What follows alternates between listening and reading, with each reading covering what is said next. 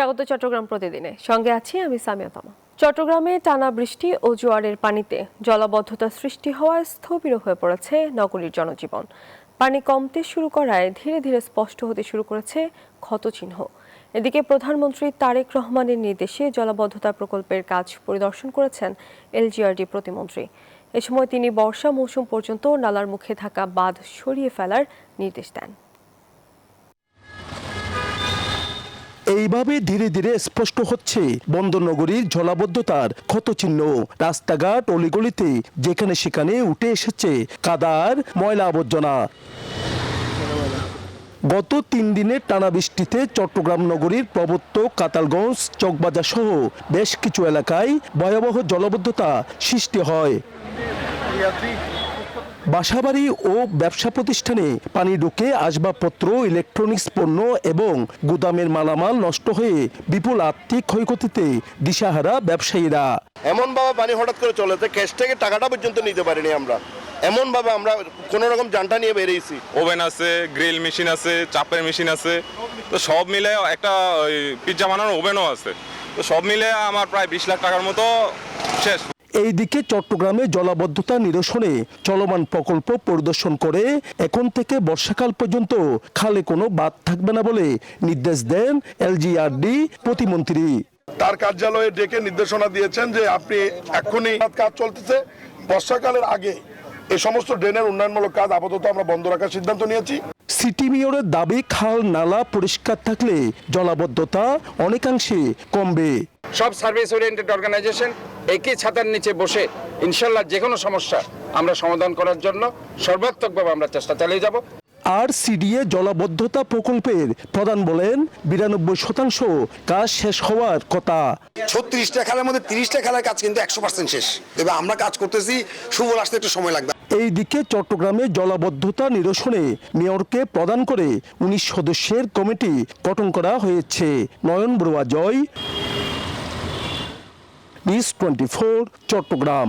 দেশের একমাত্র প্রাকৃতিক মৎস্য প্রজনন কেন্দ্র চট্টগ্রামের হালদা নদীর কয়েকটি স্থানে কার্প জাতীয় বিভিন্ন মাছেরা প্রজনন মৌসুমের প্রথম দফায় নমুনা ডিম ছেড়েছে। রাউজান ও হাটহাজারী মৎস্য অধিদপ্তরের পক্ষ থেকে বিষয়টি নিশ্চিত করা হয়েছে।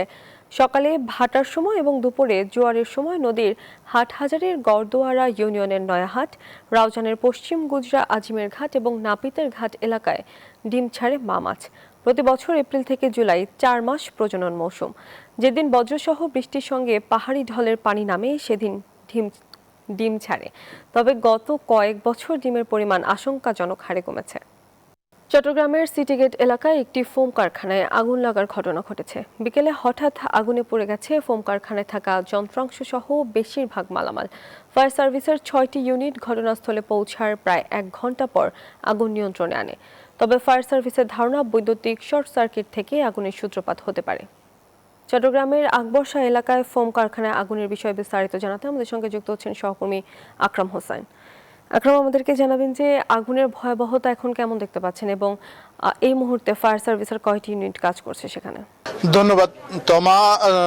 চট্টগ্রামের আকবরশাহ এলাকায় আপনারা দেখতে পাচ্ছেন এই জায়গাটিতেই কিন্তু একটি ফোম কারখানা ছিল। এই ফোম কারখানায় বিকেল 4টার দিকে আগুনের সূত্রপাত হয়।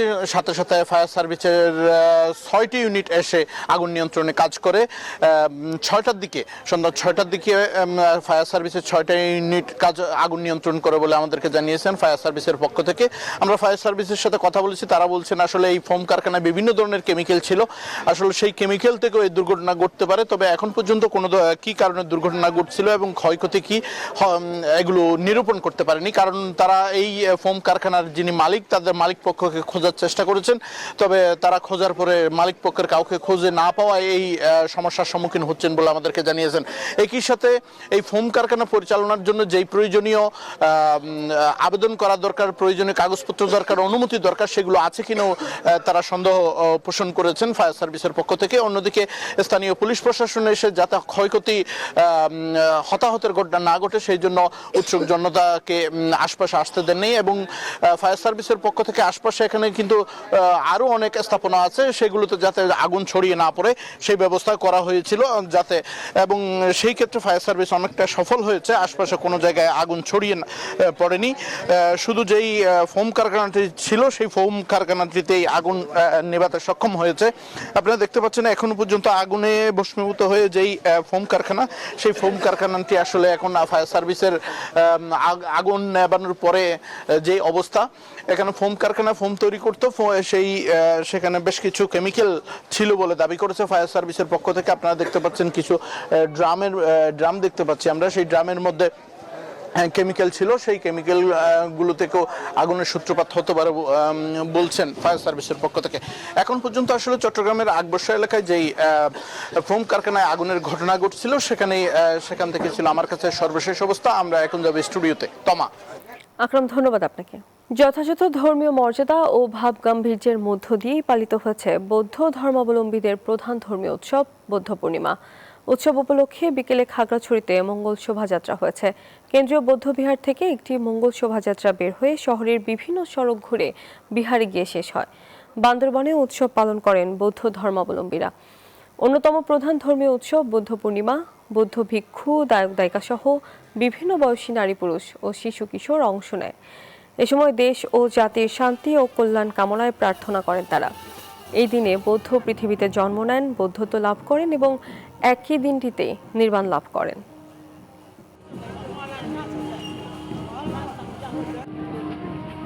চাঁদপুরের পদ্মা মেঘনা নদীতে 2 মাসের ঝাটকা সংরক্ষণ অভিযান শেষে মধ্যরাতে নদীতে নাও ভাসাবেন জেলেরা। চলছে শেষ মুহূর্তের প্রস্তুতি। জেলেদের মাঝে এখন উৎসবের আমেজ। তবে ইলিশ উৎপাদন বৃদ্ধি পেলেই সফল হবে নিষেধাজ্ঞা, বলছেন সংশ্লিষ্টরা। শেষ হচ্ছে 2 মাসের নিষেধাজ্ঞা। মধ্যরাতে নদীতে জাল ফেলবেন জেলেরা। পার আর খাড়িতে বেঁধে রাখা নাও এখন মুক্ত উত্তাল নদীতে অবগাহনের অপেক্ষায়। নৌকার ইঞ্জিন শেষবারের মতো পর্যবেক্ষণ ও পরীক্ষায় শেষ করেছেন জেলেরা। চলছে নতুন করে আলকাতরা রং লাগানোর কাজও। জীবিকার উপজীব্যকে পরম যত্নে মেরামত করছেন জেলেরা। চলছে জাল গোছানোর কাজ। দীর্ঘ জালগুলো এক বেরিতে বাঁধছেন জেলেরা। চলছে ছিঁড়ে যাওয়া জাল বাঁধার কাজও। মাকুর টানে নতুন স্বপ্ন বুনছেন জেলে। জানেন না স্বপ্নের ইলিশ মিলবে কিনা। এখন জাল জল রেডি করছি, এখন এডি নিয়ে নামবো। যদি আল্লাহ দেয় মাছ টাছ থাকলে দেনা ফানা দিতে পারবো। অভিধান দিয়েছে, অভিধান পালন করছি। তো সামনে 1 তারিখ সরকারের মান্য করে আমরা 1 তারিখে ইনশাল্লাহ যদি নদীতে জাল লইয়া নামু। 1 তারিখে লাইমবে যদি আল্লাহ মাছ দেয় তো পামু, আর না পাইলে তো দেনা ফানা হয়ে যাবো। আগামীতে ইলিশ উৎপাদন বৃদ্ধির আশা মৎস্য বিভাগের। এই অভিযানের দৃশ্যত ফলাফল হিসাবে আমরা আশা করতেছি যে ইলিশের প্রোডাকশন বাড়ার জন্য প্রভূত ভূমিকা পালন করবে। জাতীয় মাছ ইলিশ উৎপাদন বৃদ্ধির লক্ষ্যে প্রতি বছর জাটকা ইলিশ রক্ষায় মার্চ এপ্রিল 2 মাস নদীতে সকল প্রকার মাছ ধরায় নিষেধাজ্ঞা আরোপ করে আসছে সরকার। Desk report, news 24। এই ছিল নিউজ 24 চট্টগ্রাম প্রতিদিনের সংবাদে। তখন সঙ্গে থাকার জন্য ধন্যবাদ।